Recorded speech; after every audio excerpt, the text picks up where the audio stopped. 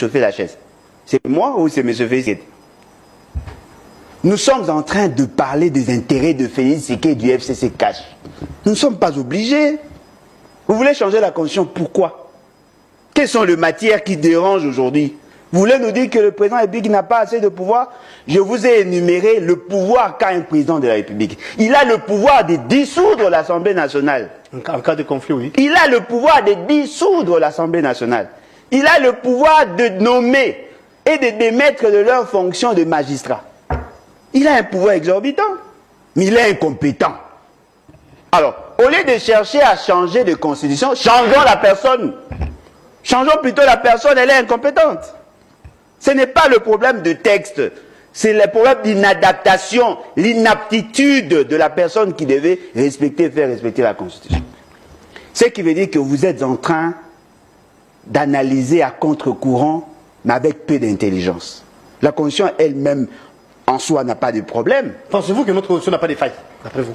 Non, mais les failles, là, n'interdisent pas à un président de la République de garantir la desserte en eau potable, de bâtir ou de construire des infrastructures qu'il faut. Non, je n'ai pas dit dans ce sens-là. Si vous reconnaissez qu'il y a des failles au sein ou encore dans notre Constitution, ne voyez-vous pas qu'on peut aussi, c'est vrai, une œuvre humaine, en aucun cas, ça peut être parfaite, oui, mais on peut aussi retoucher ou refuser. Non, mais vous voulez retoucher quelque chose que vous n'avez jamais appliqué. Commençons d'abord à appliquer la Constitution. Pensez-vous que si on donne à un militaire 237 000 francs, c'est parce qu'il y a un problème de Constitution? Pensez-vous vraiment que si le gouvernement vient en retard, c'est parce qu'il y a un problème de Constitution? Pensez-vous vraiment que si il y a un problème de desserte en eau potable, en électricité, il y a un problème d'insécurité, c'est parce que c'est la Constitution qui nous empêche d'exercer pleinement le pouvoir? Pour construire des maisons dans ces pays, construire des routes, on n'a pas de moyens. Mais pour construire Félix Tshisekedi, on en a toujours. Je vous ai démontré l'autre fois que l'État congolais consommait, permettait au Parlement de consommer près d'1 million de dollars le jour. Ça, ce n'est pas la Constitution. Près d'un million de dollars par jour. Plus d'1 million de dollars par jour en termes de frais de fonctionnement. Et vous pensez que c'est ça qui justifie le changement de la Constitution? Non. Vous êtes géré par des immoraux, des gens qui ne veulent pas respecter la norme, qui ne veulent pas respecter la Constitution. Le jour où on va respecter la Constitution... Heureusement, le président de la République, l'autre fois, l'avait dit qu'il faut qu'il y ait réduction des trains de vie. Est-il sérieux dans ce qu'il dit? Mais non, quand vous dites... Vous le prenez au sérieux. Quand vous dites que les parlements nous consomment près de 1 million de dollars le jour. Le président de la République nous consomme près de 2 millions de dollars le jour. Je le dis ici, la loi sur la réduction de comptes est là. Voilà pourquoi il avait dit qu'il faut qu'il y ait réduction de travail. Non, mais s'il était sérieux, on devait les sentir... S'il était sérieux, on devait les sentir dans la loi des finances. Le budget n'a pas changé. 60% sont réservés et pour le fonctionnement des institutions. 60%, rien n'a changé. On n'a pas augmenté la solde de militaires, on n'a pas augmenté les salaires des agents publics de l'État. Mais les dépenses liées au fonctionnement des institutions ont connu un accroissement, sans oublier que chaque année, il y a toujours des dépassements. En 2022, dans le rapport de la Cour des comptes, il y a eu un dépassement à la présidence de 190%. Ce n'est pas une faute, hein. Dépassement en soi, ce n'est pas une faute. Qui vous dit que ce n'est pas une faute? Heureusement, vous êtes un économiste. Non, mais qui vous dit que ce n'est pas une faute? Les économistes, c'est que vous êtes. Non, un économiste sérieux ne peut pas le dire. Parce que pour qu'il y ait dépassement chez vous, vous devez ponctionner dans les crédits des autres. Et vous pensez que lorsque vous désaffectez, vous prenez l'argent qui était destiné pour l'armée, vous l'utilisez pour votre fonctionnement, ce n'est pas une faute de gestion? C'est ce qu'on vous dit? Non, ça ce sont des délinquants scientifiques qui le disent. Mais en réalité, les dépassements, c'est un crime économique. C'est un crime de gestion. Parce que vous avez privé les autres de leur crédit et vous les avez consommés pour des futilités. C'est ce que nous vivons dans ces pays. On devrait être avec... Non, s'il vous plaît, comment voulez-vous... Non, il ne peut même pas être là. Comment voulez-vous que dans un pays qui prétend être géré par des démocrates, des socialistes, des gens qui prôneraient pour le progrès social, que les cortèges du président soient constitués de plus de 37 véhicules 37. Et pensez-vous qu'il n'y a pas lieu? Alors que dans d'autres administrations, notamment la police a un problème de patrouille. Nos policiers font le patrouille à pied. Et chaque année, pratiquement, ils changent de véhicule. Et vous pensez que c'est un pays sérieux? Comment peut-on laisser un président de la République consommer près de 600 millions de dollars en termes de frais de fonctionnement? 600 millions de dollars. Mais soyons sérieux, Mobutu a géré ces pays avec un budget de moins de 400 millions de dollars. Joseph Kabila, de 2001 à 2003, à 2006, il avait pratiquement un budget de 450-500 millions de dollars. En 2006, de 2006 à 2008-2009, on a atteint pratiquement plus d'1 milliard de dollars. Alors comment on pouvait faire fonctionner tous les pays avec tous les départements avec 1 milliard? Aujourd'hui, l'institution président vous consomme près d'1 milliard de dollars. Mais regardez les conditions de vie de votre population.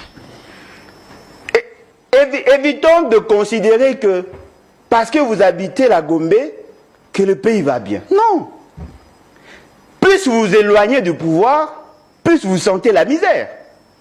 Alors, imaginez la situation de la population qui vit dans le milieu rural. Parce que déjà ici à Kinshasa, il y a plus de 46% de la population qui vit en deçà des seuils de pauvreté, qui dépense moins d'1 dollar le jour. Nous donnons à un lieutenant 100 dollars, c'est-à-dire qu'il a droit de consommer 3,3 dollars le jour. Lui et toute sa famille.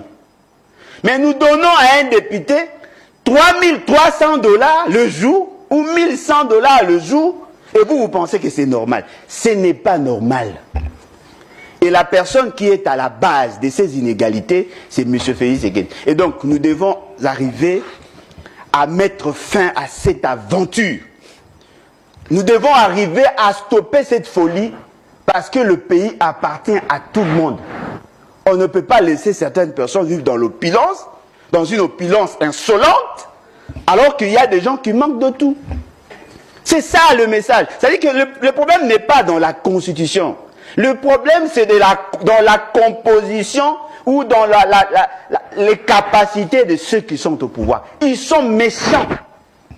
Tellement méchants que la souffrance de la population ne leur dit absolument rien. Et donc, si nous devons changer quelque chose, on doit faire partie de M. Félix Tshisekedi. Si nous les laissons, nous sommes des complices naïfs. Investissons-nous pour qu'ils partent. Voilà. C'est la fin de l'émission en même temps. Oui, hein, les élections seront organisées. Il faudra attendre encore parce qu'en 2028... Non, mais là, vous parlez de quoi? Du règlement? Le gouvernement sera mis en place tantôt parce que déjà les bureaux de la Sénat sera aidé. Non, mais tantôt, mais ça va servir à quoi ces fameux gouvernements? Vous avez eu le gouvernement des cinéastes. Partie de vos réclamations. Vous avez eu non jamais. Ça a pris beaucoup de temps, on n'a pas. Non, mais parce qu'ils ne sont pas sérieux. Vous avez eu le gouvernement des cinéastes, les gens qui font des films, comment on les appelait, le Warrior. Ils ont tourné des films, il n'y a pas eu de résultats. Cette fois-ci, vous aurez un gouvernement des dessins animés, certainement qu'ils seront dans la même logique, mais la population ne va pas se retrouver. Ça sert à quoi d'avoir un gouvernement qui ne sert à rien? Ils ne serviront à rien. J'ai suivi quelque part. Si vous pensez que les premiers gouvernements avaient échoué, je parle de Warrior, comme vous l'avez si bien dit, le prochain, souhaiteriez-vous que ce soit comment? Non, mais je n'ai pas à souhaiter, ils doivent tous partir. C'est simple. Ils ne sont même pas encore là. Non, mais ils ne doivent même pas venir. Que ce soit M. Félix et que ces fameux parlements, on doit les mettre de côté. On parle du gouvernement. Non, mais le gouvernement est la résultante d'un mauvais parlement. Alors, pourquoi voulez-vous attendre un gouvernement alors que la composition du Parlement pose déjà problème? Des gens qui avaient des machines à tricher à la maison, qui sont pompés de voix à domicile. Des gens qui sont immoraux, incapables de prendre des décisions. On leur a même interdit de voter les membres du bureau. Ils fonctionnent comme des automates. Et vous pensez que des gens comme ça pourront contrôler ou légiférer en faveur de la population? Ce sont des mercenaires. Ce sont des mercenaires. Et d'ailleurs, cette assemblée est présidée par qui? Par Yonani. Hein? Franchement. si vous voulez les changements, nous devons faire partie, M. Félix. Et c'est simple. La formule est simple. C'est dans la Constitution. L'article 64. C'est simple. Merci d'être venu. C'est à moi de vous remercier. Je rappelle que vous êtes le président et coordonnateur de ce mouvement qu'on appelle le BAT, les Vonnoué Bâtissons. Opposition, M. Alain Bolodjoa, merci d'avoir répondu à notre invitation. Comme j'ai dit au départ, et je me répète, qu'on devrait être avec M. Joël Kitting, qui est le cours de l'ILPS, mais hélas, parti remise peut-être, hein, prochainement, il sera de notre convaincu. Merci et à la prochaine. Merci à vous. On va vous retrouver le lundi, ça sera pour un nouveau numéro. Et la rediffusion de ce même numéro, c'est déjà pour ce soir à 18 h.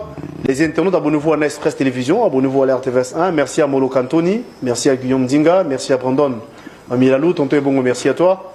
Merci à toute l'équipe qui était avec nous. Et encore une fois de plus, merci à la disponibilité de M. Alain Bolodjoa. Partie remise, hein, on peut vous retrouver prochainement. Merci beaucoup. Je suis là. À la prochaine et au revoir.